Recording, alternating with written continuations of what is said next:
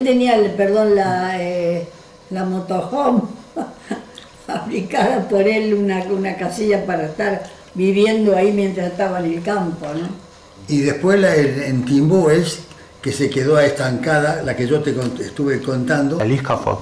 La Liscapo, que era para llevar pasajeros, que está en la foto, un hermoso lugar. Pero también en su momento fue muy difícil, estando en Timbú, estacionado ahí en la orilla, prácticamente en el río Paraná, y ahí quedó, por motivos que ya en esa época se había puesto muy difícil, la tuvo que abandonar y se la saquearon, se la rompieron, bueno, eso se perdió. Pero eso fue otro importante, el aliscafo que tenía la hélice arriba de la motora, que está acá en la foto, una hermosura. Bueno, eso también podría haber sido, pero alto que primero que nadie. Y bueno, eso quedó. Eso también está en la historia de Ottaviano Pian, que fue un gran creador, no hay ninguna duda. O sea, la clave es pensar de que Ottaviano Pian fue, además de emprendedor en varios ramos, fue también muy capaz, ¿no? Tenía una capacidad por ahí sobresaliente respecto de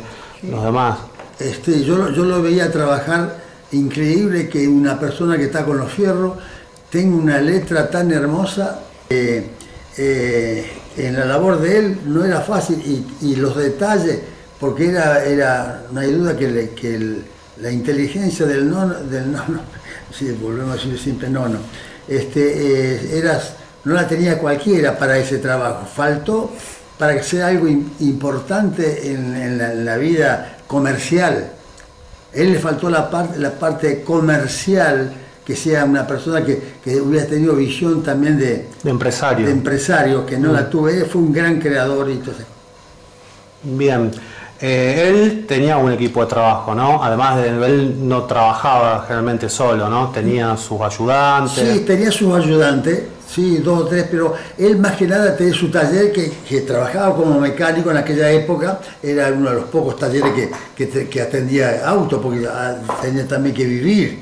Así que, pero prácticamente el hobby de él era la aviación. Eso pero al principio trabajaba con los yernos también.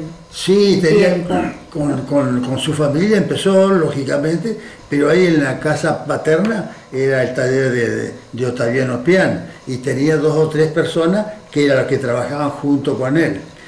La parte de Alfredo ya estaba en otra cosa, porque él se dedicaba al coche de carrera, que lo ayudó mucho el nono Pian, para que el tipo ejerciera ese trabajo Alfredo. Y le salió muy bueno, porque justamente el conocimiento de Alfredo en motores en el país es número 1, está comprobado que los motores que hizo Alfredo en los coches de carrera, a la prueba me remito, están en la historia. 7 veces campeón argentino en mecánica nacional y fuerza libre, no la tuvo nadie. Y en Europa, si no se hubiera accidentado, no sé la historia que hubiera sido Fangio, porque con Fangio acá en Argentina era torta y torta, como quien dice, ¿no? Y las cosas favorecieron a Fangio políticamente, cosa que no tuvo Alfredo. Y después el accidente ya lo delegó. Hablando de la parte política, solía haber muchos roces, ¿no? Entre Ottaviano y Alfredo, ¿no? Sí, normal. Pero no es porque era el nono, porque tenía su idea, como dije anteriormente, en la época que comenzaba el peronismo, estaba asociado a amigos de la época del peronismo. Y Alfredo, lógicamente, como su forma de ser y asociado con los amigos que eran todos de demócrata progresista, con el padre se agarraban a veces como es la eterna historia de la política. Hablaban y se agarraban fuerte. Eso no era ninguna novedad, porque no sé, no le costaba mucho decirse las cosas. Y bueno, pero así mismo siguieron bien siempre, de cualquier manera se ayudaron. Corrieron la primera carrera en el 33, 32, cuando corrían las chicas. Lo acompañó Alfredo a Ottaviano una sola carrera, y después cada uno por su lado. Pero bueno. Andaba mucho en bicicleta mi abuelo, por todo el pueblo. También nos habías comentado que era muy buen bailarín, Otaviano, sí, ¿no? sí, Sí, muy era, buen era, bailarín. era el que primero salía a bailar. Y sacaba a las chicas. Sí. Bueno, fue un gran andador, dijo uno. Tenía muy buena facha, si se puede decir, ¿no? Sí, Por lo que sí. estuvimos viendo en la Era foto. muy elegante y como te contaba, mi abuela le preparaba la ropa para que luciera Bueno. como un galán. No, y en la época que andaba en Uruguay, Ella era muy, muy de su casa, ¿viste? la nona. La nona de la casa. Y en Uruguay te contaba que Sí. él era muy esperado porque iba siempre a Uruguay a dar sus exhibiciones. Y te imaginas que de pinta, en la época aviador era Dios, porque no cualquiera iba en avión. Estaba más o menos al nivel de... Así sí. que pinta, aviador. Jorge Newbery, capaz. Sí, claro, bueno, mirá, Y sí. le faltó el globo nomás. Y vivía en Buenos Aires, ¿no? Sí, y vivir en Buenos Aires, esa es la otra.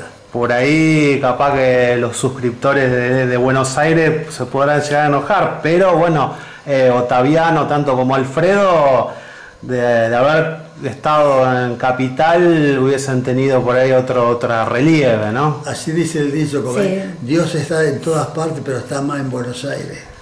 Claro. Y por ejemplo, después del intento de la fabricación de cosechadoras, seguir con su taller mecánico, ¿cómo siguió la vida de Otaviano Pian? Prácticamente Trabajando siempre en el trabajando taller, de me mecánico acuerdo. para, lógicamente, hacía la suya.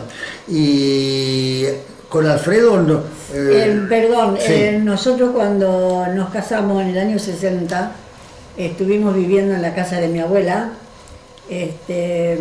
hasta que nació la niña, así que unos 3 años estuvimos allá. Así que las largas charlas que tuvo mi abuelo con él, por eso él sabe más que yo ciertos detalles de mecánica y... Él sería biógrafo, podría ser biógrafo. Sí. Y cuento no voy a contar todo lo que me contaba, porque confidencialmente, maestro no lo conté a nadie, pero ojo. No, él andaba siempre en bicicleta, le gustaba salir cada tanto a tomarse un cafecito con los amigos a la noche, eso sí. Siempre estaba estando de novio nosotros, por ejemplo, si estábamos charlando, llegaba, vamos muchachos, nos decía, vamos. Porque antes era controlable los novios en la puerta. Así que hoy es distinta, hoy en vez de en aquella época se respetaba todo más. Y aparte que la casa es una casa que una entrada... Pero ya te digo, especial para el él novio. preocupado siempre, dinero que tenía, dinero que invertía en el taller. Como te digo, mi abuela no tenía heladera, en aquellos años era a lo mejor poca Sí, no, gente no la que había. tenía una heladera eléctrica. Hielo. Pero hay hielo, heladera y hielo tenían, lógicamente. Pero la primera heladera eléctrica que tuvieron fueron cuando nosotros la compramos estando allá. No, y ya el nono ya prácticamente... Pero no se preocupaba por las cosas de la casa. Y la casa en que vivieron, hasta que se murió, la fabricaron entre toda la familia, juntos. Mi mamá siempre contaba, todos fabricando la casa. Una casa grande, porque antes tenían villas, digamos, Sí. más pequeñas, que no sé ahora que vos decís de los aviones, ¿dónde los tenía? El avión estaba en el entrepiso. No, pero después cuando fabricaron la casa, pero antes todavía no había ido a buscar los aviones. ¿Te acordás que se comentaba que para sacar el avión tuvieron que romper una pared? Nada, ese es un cuento medio largo, porque él sabía que Sí, las pero- alas les costaba menos trabajo romper un poquito de pared y pasarla a la punta del ala que no desarmar el ala del avión que ya estaba hecho. Entonces cuando lo vieron romper la parte del portón para que saque, hizo el avión y no lo podía sacar porque está adentro. No, sabía que le salía más caro desarmar las alas para sacar el avión que no romper un pedazo que las alas, viste vos, las puntas de las alas lo sacaron acá. El taller estaba justamente en esta calle, Guillermo Benis, al final. Ahí era realmente estoy pensando en el baile que dijiste, un galán. Porque cuando, por ejemplo, nosotros nos casamos, no estaba la ruta todavía a Cañada de Gómez, de acá a Cañada de Gómez. Porque la ruta la hicieron en el 60, finales del 60. Estaba la obra básica. Estaba la obra básica. Cuando nos casamos, nosotros había llovido tanto el viernes, nosotros nos casamos el sábado, y él se agregó a los que iban en una el tío Juan, la tía Tita fue. Se agregó y fue para bailar conmigo. Y lo mismo cuando me gradué, estaba él allá. Como te contaba, estábamos medio disgustados y él fue a acompañarme. Tenía esas cosas de abuelo, no era duro para muchas cosas, porfiado, a lo mejor, como te digo, no tenía lo suficiente como para ponerla, no, de comida nunca faltó, simplemente vajillas lindas, eso no. Era más bien básico, no había tantas comodidades. Lo básico, tenía siempre lo básico. No había cosas finas como otras familias italianas que han venido y con sus cosas italianas, ¿no? Sus objetos italianos. Sí, especialmente la vajilla, la porcelana. Sí, claro, no, mi abuela no tenía nada. Ese trajo 3 motores. Tenía todo muy sencillo, pero como te digo, era porque era así, él al galpón.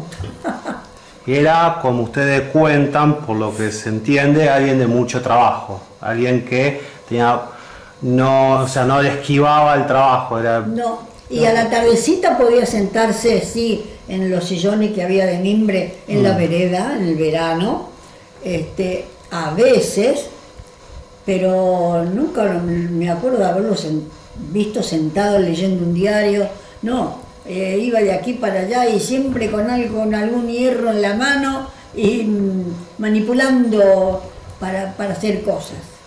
Y siempre también con proyectos, sí, con todo lo que venimos hablando. Y así que yo viví siempre la infancia y la juventud rodeada de gente mecánica, porque mis tíos fueron todos, un tío mío era especialista en radiadores, mi tío José, no me acuerdo. Mecánico. Mi papá era electromecánico. Y todos en su momento le atendieron el auto a mi tío Alfredo.